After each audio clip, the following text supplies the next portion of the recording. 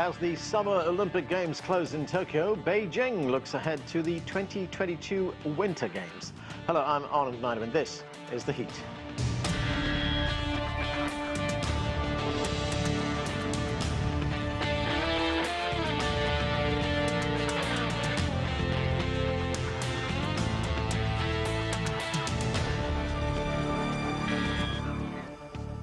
After 17 days of competition between many of the world's top athletes, the 2020 Tokyo Olympic Games were brought to a close on Sunday.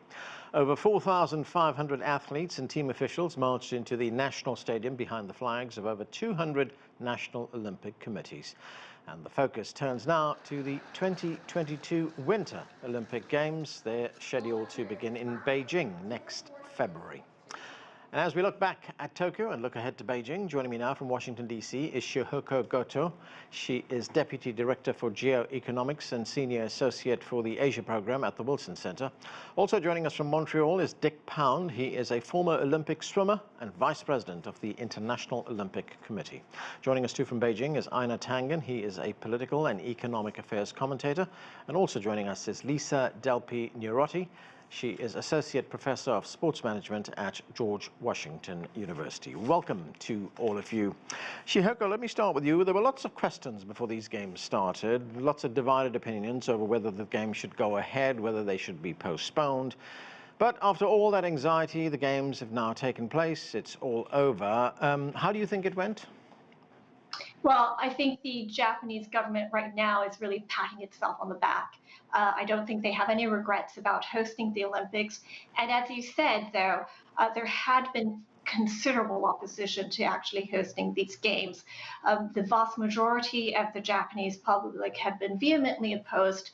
There had been great concern that this could become a super spreader event.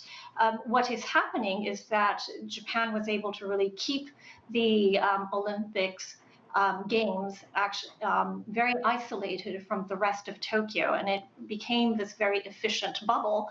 And although the COVID infection rate in Japan is continuing to rise, that wasn't because of the Olympics, and it certainly wasn't because of the visitors who were actually in Tokyo, either as athletes or part of the entourage of being part of the games. So it's been great for Japan, but here comes the aftermath of the party. They're going to have to deal with the hefty price tag, and there will be a lot of questioning about whether it was worth it in the long run. Shihoko, when you say it's been great for Japan, I mean, what is the general feeling in the country? Were most people, do you think, in favor of these games taking place? I mean, are the Japanese really proud that they pulled it off? Yes, I think the Japanese were very proud of pulling it off. As the games proceeded, every day the opposition to the actual games actually fell. So that was a very strong indication. And another one is that all the gift shops that were selling these merchandise about the Olympics, their sales actually soared as the games were being hosted in Japan. So that was a very good indication of public support that actually spiked with the games. The fact that the Japanese teams did quite well in terms of performing in the actual games gave it a little bit of a lift as well. But I think the biggest issue, the biggest celebratory factor of this for Japan was that the world did come together. There was no major misstep, and it demonstrated to the world that these games can actually move forward without causing major damage. Dick Pound, these games presented both logistical and medical challenges, as we are fully aware. Given those overall challenges that the Olympic Committee in Japan faced, that Olympic committees around the world faced, that the country faced there, what is your assessment of how Japan did? Would you consider the games a success? I think undoubtedly so. It was tough, and there was a lot of headwind from an opposition, which was loud but not necessarily as well informed as the organizers and the government and the public health authorities. But that said, challenges are there to be met, and I think Japan responded extremely well. I think the sport movement around the world did the same, and the IOC sort of managing the the international sports scene did very well and encouraged the Japanese to persist. Dick, you know, we were talking, well, 2 weeks ago, just before the game started, and that's the time when these questions were still being asked. You know, should these games go ahead? Should they be cancelled, put off to another date at some point? And I remember you saying at the time that, well, it had to happen right now. So in retrospect, what do you make of that decision? I think the decision to go ahead, even in the face of opposition, was correct. The safety measures, so that there was no increase in the risk, that were put in place, worked. There's no interaction between the Japanese public at large and the foreigners who were coming in from various countries. So, you know, the good planning and the good execution of that planning paid off.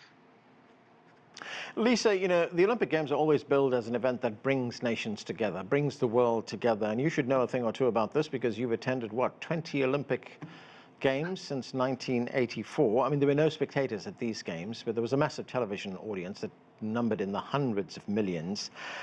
What do you think these games meant, not just for the athletes, but for people around the world, especially, you know, a world that is now still fighting COVID? The world is pouring out thanks to the Japanese for hosting these games. Those 11,000 athletes that got to perform, you know, it's a dream come true once in a lifetime.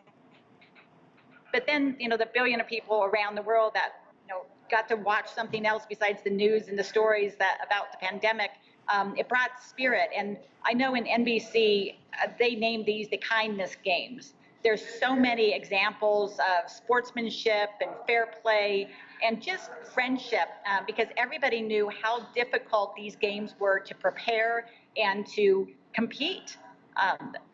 The outpour about how nice the Chinese were, but how strict to the rule books. They followed those playbooks to the T, and you know that's what it took to make these games successful. That's right. The games actually took place in this sort of bubble, didn't it? Yes, and you know it took everybody, the athletes, the media, the Olympic officials, all to follow those playbooks and to understand the importance of those rules in place. And did you get the impression, Lisa, that nothing was really taken away from the games by the fact that there was no people, of course, sitting there watching it? There were just officials and the athletes themselves and, of course, journalists watching it, but it didn't lose anything much. I mean, it would have been great to have those stadiums full of people, but that couldn't happen.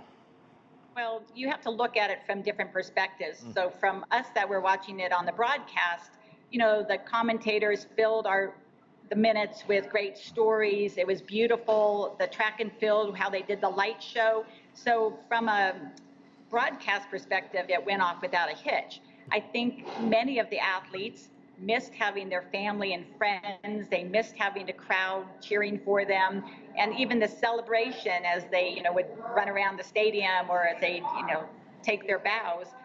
You know, there was a little bit missed there, but they were just so thankful that they were able to compete, and that was the most important thing. The other ones were an add-on. Right. So I think overall it was perfect in a pandemic world. Einar Tangen, let's look ahead to the Beijing Winter Olympics. They're 6 months away. It takes place in 2022 in February. Before we get to you, here's a report from our Beijing correspondent, Sen Ziyuan.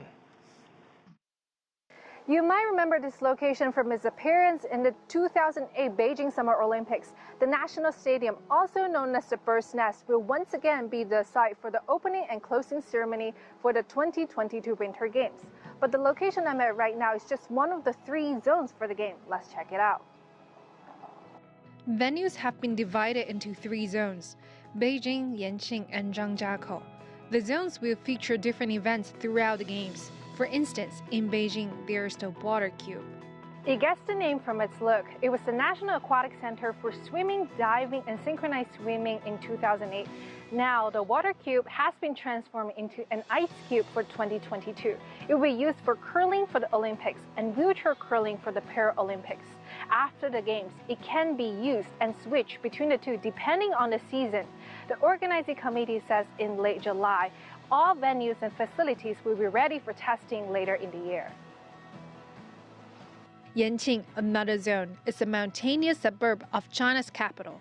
Yanqing's Olympic venue will stage the alpine skiing events as well as the sliding events, luge, skeleton, and bobsledding. Venues in Zhangjiakou, which is located northwest of Beijing in Hebei province, will stage the majority of ski and snowboarding events, including freestyle, cross-country, and ski jump. Each zone has its own designated Olympic village, making sure all the participants will have a safe and promising location to rest. We will continue to fine-tune and make improvements based on epidemic prevention and control policies, and we will deliver all temporary facilities by the end of the year. Christophe Duby, the International Olympics Committee's executive director, says in early August, spectators could be prohibited from attending events in Beijing. Tickets for the Beijing Games have yet to go on sale, and at the time being, China's borders remain closed to international tourists.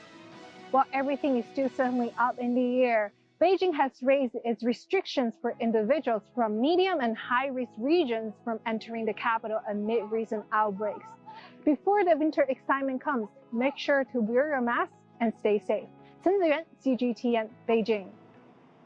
So, and I'm sure Chinese officials were watching the Tokyo Games very closely to see what was going on there. In fact, Chinese officials are promising, quote, a simple, safe and splendid winter games. Do you get the sense that everything is teed up right now in China, ready for the games in February? Yes, I do. I mean, China's forte is planning, and the planning is quite extensive, and it's not just set right now. They're continuing to fine-tune it. You'll be expecting to see interviews behind walls of plastic, special microphones, sponges, so that there's no transmission between people who are, taking their bows or making statements. There's a whole list of things in terms of how they're going to house things. And remember, the Winter Olympics is a little bit smaller. There'll only be about 30,000 people in total, bringing in internationally, and that includes the athletes and the certified representatives, which is about 15,000 less than were in Tokyo. Shihoko, during the Tokyo Games, the city of Tokyo was under a state of emergency, and in fact, as you pointed out a moment ago, the city was reporting thousands of cases. What was life like at that time when the Games took place? Was it severely disrupted, and is it now beginning to return to normal?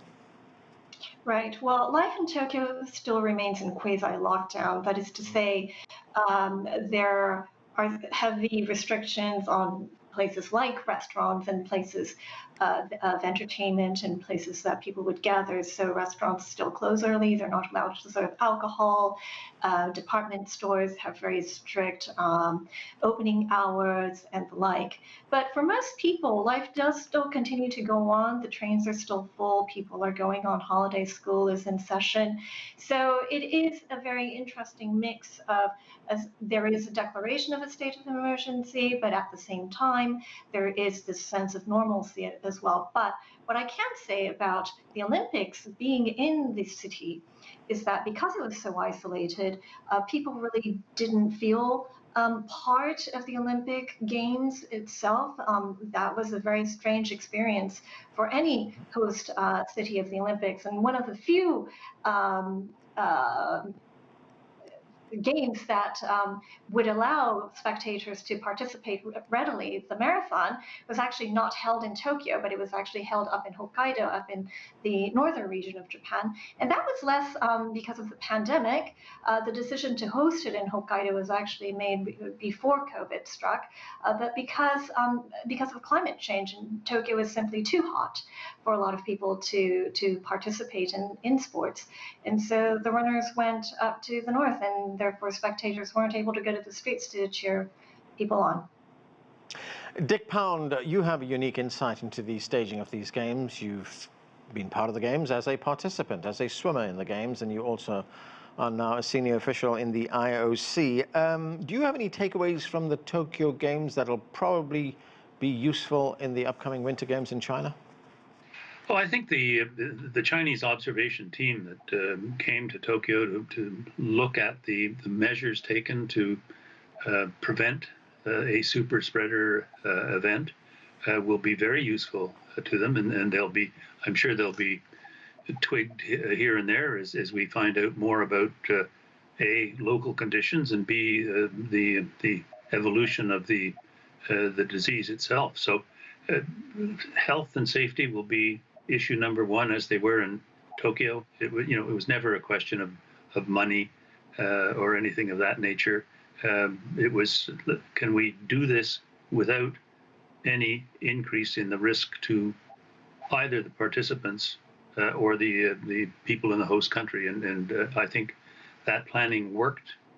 The Chinese will have seen that it worked, and we'll go back to, or already back in Beijing, with a sense of confidence that that mission can certainly be accomplished. Lisa, when we look at the Beijing Games, or the Tokyo Games for that matter, how critical is it for athletes and for the games that these games do go ahead? I mean, we know in many instances, I saw a figure, I think it was a large percentage of athletes, for a large percentage of athletes, this is their one shot at international glory. We have a prototype now, and as long as we're making a few tweaks to the playbooks, I know the Chinese will put their own footprint on those playbooks as well.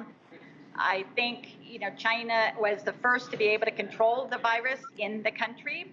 I think they manage very well. They're very organized, and the hope is that even if there's no international spectators, hopefully there's domestic spectators to add a little bit environment to the venues. Einar, Lisa mentioned spectators there for the Winter Games, spectators and visitors for that matter. Have any decisions been taken in Beijing about that? No, it's too early. No, there haven't been any indications one way or another, but I can tell you that they are going to be putting all the volunteers through a very rigorous quarantine post Olympics. That seems to indicate to me that they're going to be very, very careful, and they're probably not going to be encouraging a lot of contact between staffing there, the athletes, and the general public. So it'll be interesting to see how they kind of arrange this, in essence, creating some sort of firewall between them while allowing spectators to be part of this. But it's difficult to see how it's going to all work out. So, Einar, if they are looking at making a decision later, closer to the Games, what are the kinds of criteria that they'd be looking at? Well, it's all about safety. They're not going to risk any kind of super spreader event within the country, and they're not going to risk the safety and well-being of the athletes themselves and the staffing people who are there. So this is going to be extremely rigorous. They have tremendous amounts. I mean, unfortunately, it's going to be a situation where people are going to be welcomed by people, in essence, hazmat suits. There'll be guards there to make sure that people aren't kind of wandering around, intercept anybody who's trying to break a curfew. But these are absolutely necessary. I mean, you cannot have an event that's supposed to pull the world together and have people dying because of it. So safety is going to be the #1 priority. Shihoko, wherever these games have been held, there's always the question of the economic impact that these games have on countries that host the games. Well, let's look at Japan now, for instance. There are reports that the final bill for the Tokyo Games will be over $20 billion. That's more than triple the original budget. From an economic standpoint, I mean, as you pointed out, the Japanese government is patting itself on the back. But from an economic standpoint, was it worth it? And do you think there could be political implications for the government when people start talking about this number? Right. Well, the real litmus test for that is going to be the upcoming elections in Japan. The Japanese lower house of parliament actually needs to have an election this autumn. And so one of the things will be how Japan has been able to deal with COVID. And the second one is, was it worth hosting the games under these circumstances? And there's a divide between those who live in Tokyo and those who don't live in Tokyo. But certainly for the people who live in Tokyo, the shopkeepers, the industries that could have benefited from the tourism, from the selling of merchandise, from the hotels, etc., they really lost out.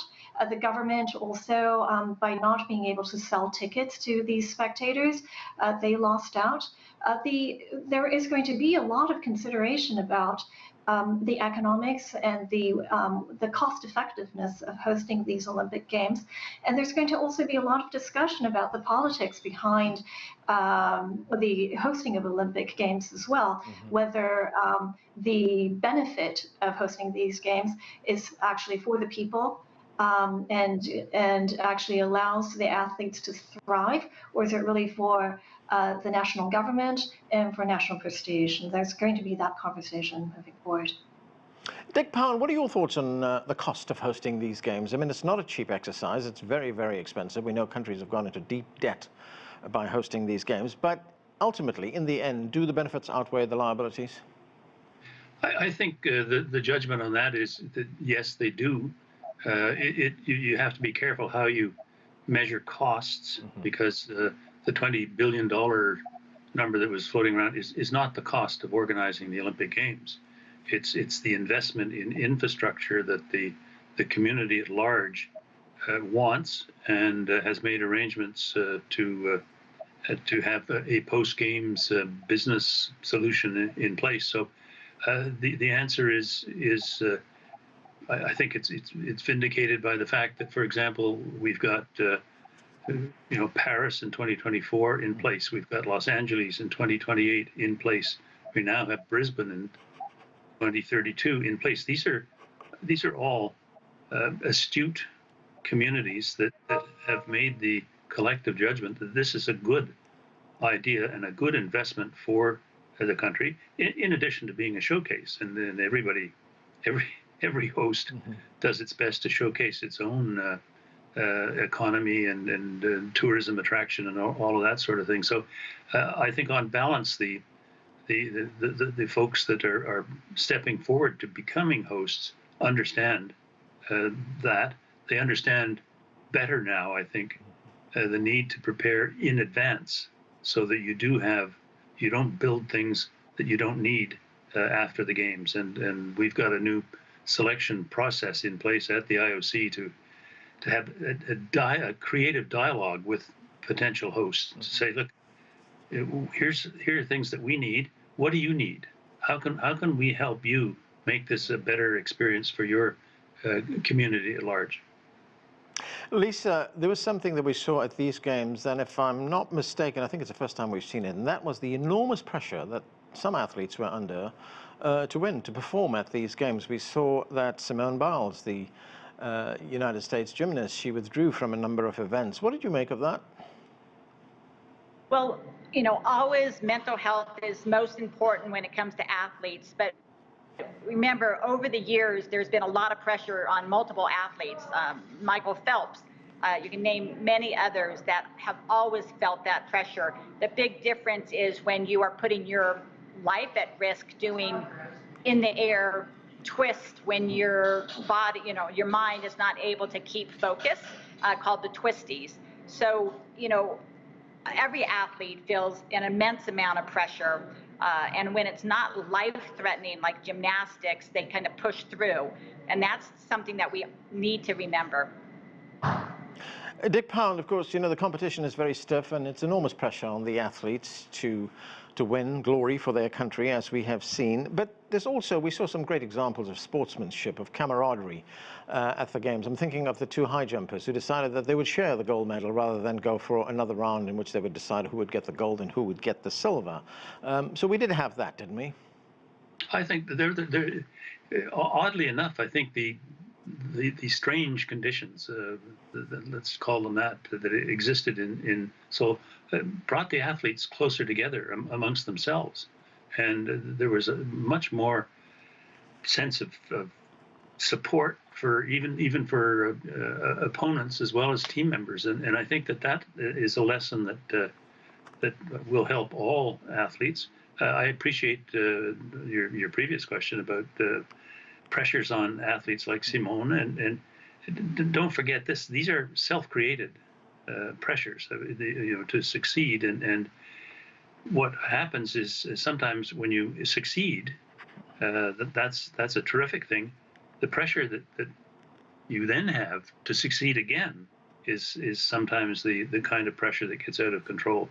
And so I think sport organizers and coaches and officials are going to have to recognize that kind of pressure needs to be dealt with in some kind of a creative manner. Lisa, did you also get the sense that despite the enormous pressures that the athletes face, that the organizers faced, that the host country Japan faced, that as Dick Pan pointed out a moment ago, that it actually brought people together at the Games? Yes, as I said before, these were the kindness games. You saw so many examples. I mean, the high jump was one, but in multiple road races, people fell and the opponent picked them up. You saw, Saudi Arabia competed against Israel. You just saw so many great examples of athletes competing and giving it all, but then showing sportsmanship and friendship. Right. Einar Tangen, Beijing, of course, will be the only city to ever host both the Summer and the Winter Olympics. How significant is that for China? Well, obviously, China is very proud to host the Olympics. It's been kind of a coming out process. I mean, this was China's introduction to the world in 2008, and they're hoping to, even that up with the Winter Olympics. Now, but remember, this is not the strong area of Chinese competition. The Winter Olympics have generally been to the Nordic countries, etc.